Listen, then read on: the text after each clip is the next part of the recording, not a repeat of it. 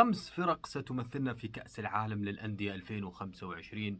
يمكن نحن الآن في منتصف شهر 3 ومنتصف شهر 6، بعد 3 أشهر بالضبط ستلعب هذه الأندية كبار القوم. خلينا نقول في بالنسبة للكرة العربية، نتكلم عن الترجي التونسي، نتكلم عن الأهلي المصري، الهلال السعودي، نتكلم أيضا عن الوداد المغربي وعن العين الإماراتي. وللأسف بأمانة، رغم قوة هذه الفرق وما فعلت في السنوات الماضية ويمكن تاريخها الكبير والمشرف، إلا أن في هذه الفترة تمر في دروب حقيقي للأسف. يعني شو راح يصير في كأس العالم للأندية يعني لما تلعب أنت مع ريال مدريد، وتلعب مباريات مع يوفنتوس، وتلعب مباريات كبيرة جدا مع فلامينيغو ولا غيره من الفرق بأمانة الصعبة جدا. بالنسبة لي كأس العالم للأندية اليوم صراحة، خلينا نبدأ في الأهلي المصري والمنعطف الكبير اللي يمر فيه الأهلي المصري من أكيد أزمة كأس مصر اللي ما يلعب فيها،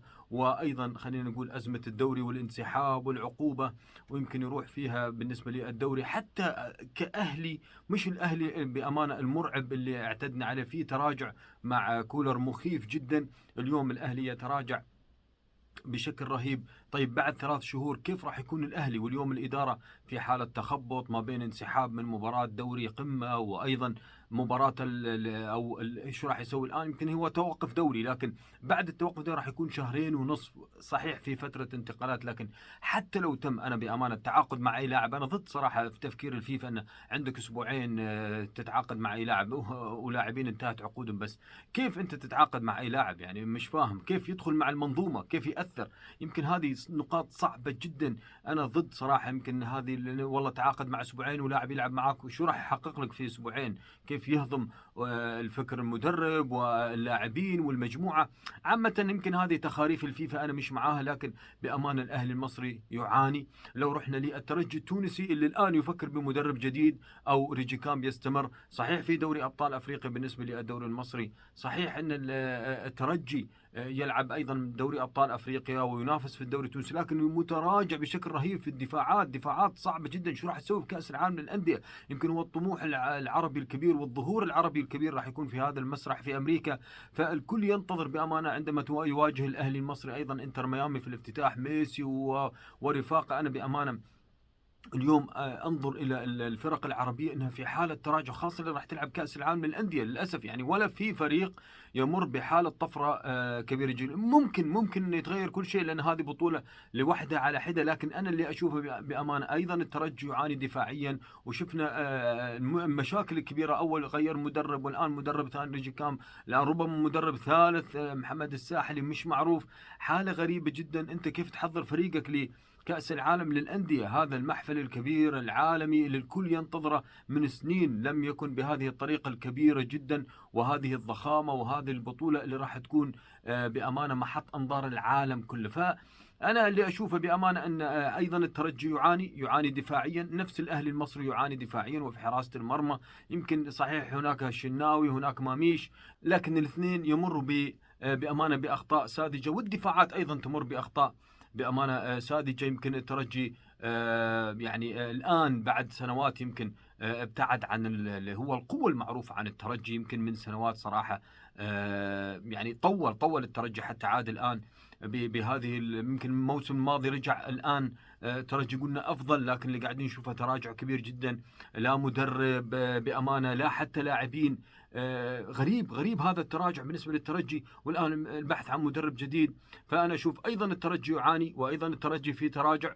شو راح تسوي في كأس العالم للأندية يا المكشخ؟ يعني بأمانة الزعيم المصري المكشخ تونسي. لو رحنا أيضا الوداد المغربي، ياه مشكلة إدارية كبيرة جدا ذائقة.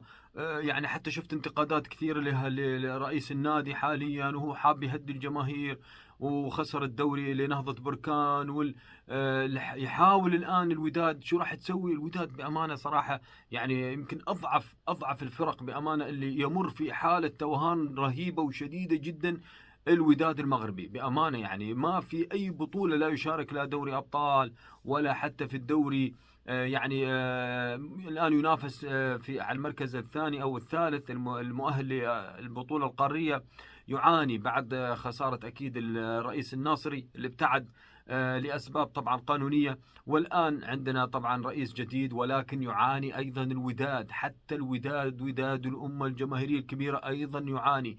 فما يعني ما أظني صراحة، أنا أشوف الوداد من أضعف الفرق ما بين الخمس اللي راح يمثلون في كأس العالم للأندية. لو رحنا للهلال أيضا يمر الهلال في دروب رهيب جدا جدا وتراجع رهيب. الآن هو يلعب في كأس آسيا صحيح للنخبة، عنده مباراة أكيد مع شرق القارة، لكن الهلال أيضا في خرج من الكأس. الآن في الدوري منافسة شرسة مع الاتحاد، بنزيما صعب جدا، يمكن خسارة مهاجم بحجم ميتروفيتش في توقيت صعب. فبين العجز بأمانة. حتى التعاقدات اللي بينت في الشتوية بعد خروج نيمار تراجع أيضا الهلال، والآن متراجع حتى على مستوى الهلال، مش ذاك الهلال بأمانة اللي تحس أنه هو ممكن يحقق. لكن شفنا الآن يمكن ظهور اللاعب السعودي أفضل صراحة. شفنا الآن كأنه شفنا أكثر من اسم صراحة. حتى الظهير الأيمن بأمانة ظهر الآن في الهلال. بدأ خيسوس يعطي أعطي اللاعب السعودي يا أخي حقه، أعطي اللاعب السعودي حقه. مش كل لاعبين 8 لاعبين محترفين خلاص يعني يا أخي. أيوة حط نجم نجمين ثلاث، لكن مش معناته ما عندك لاعبين. تقدر الهلال الأهلي الترجي، هذه أندية ولادة. العين الوداد أندية ولادة للاعبين الوطنيين والمحليين. لذلك أعطي فرصة يا أخي، أعطيه فرصة. فاليوم قاعدين نشوف أيضا الهلال صحيح مر في دروب وتراجع رهيب، وقالوا راح يقيلوا خيسوس، والآن خيسوس موجود، وخيسوس قاعد يجهز الفريق للبطولة القارية. وأتوقع منافسة شرسة راح تكون على الدوري، لكن صعب صراحة، لأن الإتي مركز على كأس خادم الحرمين الشريفين، ومركز على الدوري. وأزاح الهلال، يعني أزاح الهلال في الدوري، وأزاح صراحة من أيضا في الكأس. فأتوقع الهلال يحتاج أيضا لظهور اللاعب السعودي. فأتوقع الآن ظهر، فقاعدين نشوفه يعني يمكن من أحسن الفرق ممكن اللي مر في دروب وقاعد يعود من جديد. لو رحنا بأمانة العين الإماراتي، الكل طبعا متحسف على هذا الفريق، بطل آسيا، تراجع، خرج من دور الأول ولا نقطة، كارثة أو ولا فوز. كارثة بأمانة مر فيها العين الإماراتي. الآن صراحة يمكن يجرب مدرب والآن مدرب. فأتوقع بأمانة العين في حالة ضياع رهيبة جدا. ما أنت عارف هو سفيان رحيم اللي تراجع، ولا هي المنظومة، ولا الدفاعات، ولا حارس المرمى، وين الروح، وين الأداء. فأتوقع أيضا في كأس العالم للأندية العين الإماراتي ما راح يكون ذاك الفريق. ممكن هي مشاركة شرفية تكون على اللي قاعد نشوفه صراحة، راح تكون مشاركة شرفية، لأن اللي قاعد يصير بأمانة ما يعطينا الانطباع أنه ممكن نحقق شيء أمام هذه الفرق الكبيرة راح تشارك في كأس العالم. وإن كانت هي راح تجيك مجهدة، يعني هم موسمهم أيضا كان مجهد لهم وتعبانين، ولا تلعب مع السيتي ولا تلعب مع لا صعبة تشيلسي ولا غيره، لا. فأتوقع بأمانة راح تكون الفرق أيضا هذه الأوروبية مجهدة أو العالمية، ولكن أنت أيضا قادر أنك تخرج بأمانة وتخرج أفضل ما عندك.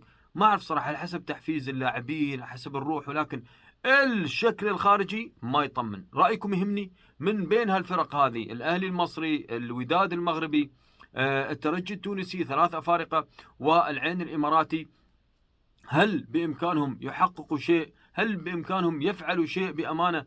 الوداد عفوا، والترجي والأهلي والهلال والعين من آسيا، هل هذا الخماسي من فيهم أفضل من إن شاء الله راح يمثلنا؟ ومن تشوفون صعب أنه يحقق نتائج جيدة في كأس العالم للأندية 2025؟ شكرا لكم.